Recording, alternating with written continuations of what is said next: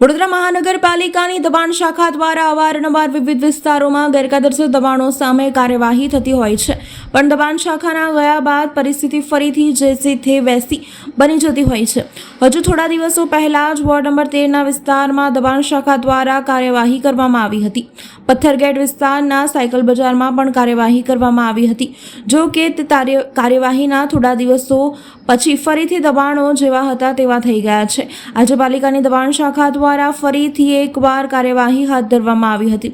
કેટલોક માલ સામાન પણ જપ્ત કરવામાં આવ્યો। વોર્ડ દ્વારા દબાણની કામગીરી કરવામાં આવી છે। એમાં પથ્થરગેટ થી લઈ સાયકલ બજારનો વિસ્તાર છે, જેટલા બી દબાણો છે વોર્ડ તથા પોલીસ સ્ટાફનો સાથ રાખી દબાણ દૂર કરવામાં આવે છે। આવતા પહેલા તો દબાણ હટી જાય છે ના, કોઈ હટ્યું નથી, તો નથી કોઈ નથી, જેટલું બી બહાર હતું બધું લેવામાં આવેલ